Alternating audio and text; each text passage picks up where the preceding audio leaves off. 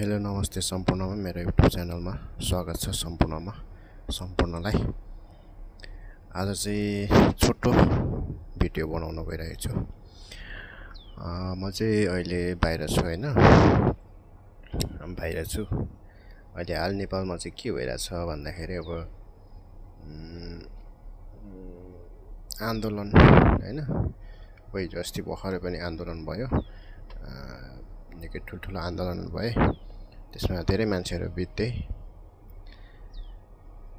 र अहिले फेरि आज चाहिँ राजावादीको आन्दोलन रहेछ।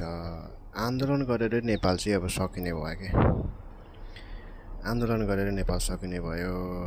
आन्दोलनको फाइदाहरू चाहिँ के त, के को लागि आन्दोलन गर्ने हैन, के को लागि जनतालाई सडकमा उतार्ने, किन जनतालाई सडकमा उतार्ने, के स्वार्थले, कुन विकास हुन्छ आन्दोलन गरेर हैन, के छ त? आन्दोलनले मात्रै देश विकास हुने हो र? भिजन चाहिन्छ होला हैन, त्यसमा चाहिँ लगानी चाहिन्छ होला हैन, एकता चाहिन्छ होला, सबैको चाहिँ एकता हुनु पर्यो होला। कि आन्दोलन गरेर मात्रै देश बन्छ हो? आन्दोलन गरेर देश बन्छ भनेर मैले चाहिँ दुनियाँको कुनै पनि देशमा चाहिँ देखेको छैन।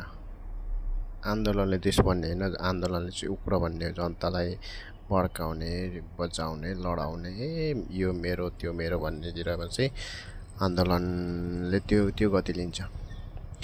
दुर्गा प्रसाईले आन्दोलन गर्ने, उसको नेतृत्वमा भनेर आज नेपालमा आन्दोलन हुँदैछ। भर्खरै मात्रै मैले हेरेको थिएँ।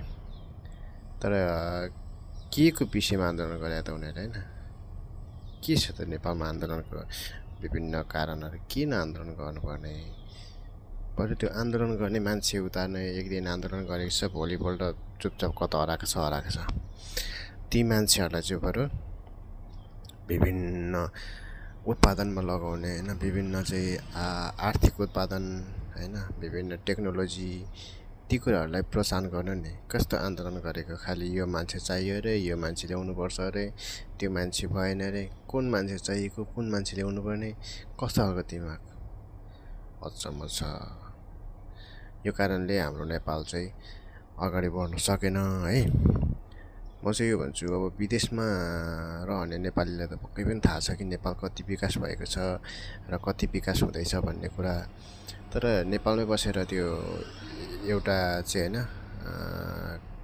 एउटा व्यक्तिको पछि लागेर पछाडि चाहिँ हजारौं व्यक्ति, अगाडि एउटा व्यक्ति, अनि त्यसरी कुदेर चाहिँ थाहा छैन कि नेपालमा विकास भएकै भएन, कतिको सुशासन, कतिको चाहिँ दीर्घकालीन विकास भएको छ भन्ने कुरा पनि थाहा छैन बिचरा उनीहरूलाई।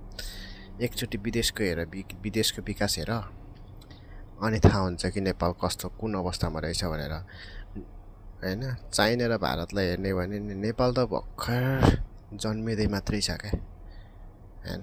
विकासको क्षेत्रमा चाहिँ नेपाल भर्खर उसको जन्म भयो। नेपाल के अरे चीन र भारत चाहिँ अहिले जन्मेर पनि टुवेल पास गरिसके। अब ब्याचलर जोइन गर्दैछन् नेपाल र चीन र भारतले चाहिँ। यो अवस्थामा छ छिमेकीहरू। अनि नेपालमा बस्ने गुहरू चाहिँ, भेडाहरू चाहिँ, त्यो जनता भन्नु पनि लाजै मर्दैन। नेपालमा बस्ने जनताहरू चाहिँ खालि ठुटे नेताको पछि लागेको छ, अनि भनेको छ कि यस्तो उस्तो भनेर, अनि यो मेरो त्यो मेरो, खालि यस्तै कुराहरूले गर्दाखेरि नेपाल पछि परेको यस्तो छ साथीहरू हैन। म चाहिँ यो भन्छु। अनि त्यही भएर जनता, जबसम्म जनता सचेत हुँदैन नि, तबसम्म नेताले विकास त केही पनि गर्दैन। भोलिको दिनमा हेर भोकै मार्छ जनतालाई नेपालमा।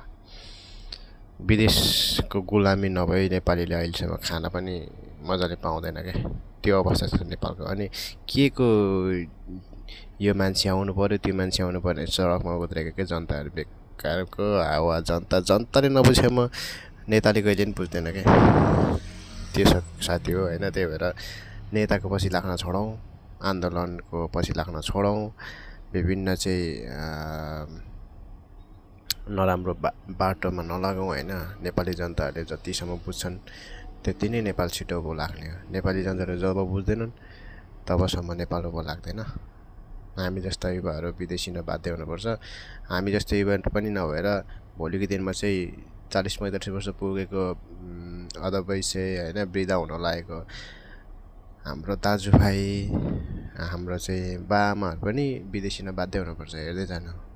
त्यही भएर अहिले जतिसम्म जनता सचेत हुन्छन् नि त्यति नै नेपाललाई राम्रो हुन्छ। नेपाल चाहिँ बिस्तारै प्रगति उन्नति र आर्थिकमा राम्रो हुनसक्छ है भन्ने मेरो चाहिँ सोचाइ हो होइन। किनकि विकास हामीले विदेशमा बसेर देखेको छौँ विकास कस्तो हुन्छ भनेर। त्यही भएर नेपाली जनता नेपालमा बस्ने जनताहरूलाई विकासको बारेमा विकसित कसरी हुने भन्ने कुरा त्यति जानकारी नहुनसक्छ।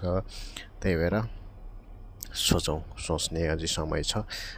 समयले त पर्खदैन, त्यही पनि आफ्नो चाहिँ सोचलाई परिवर्तन गर्न सक्नु नै एउटा देश विकास हुनु हो।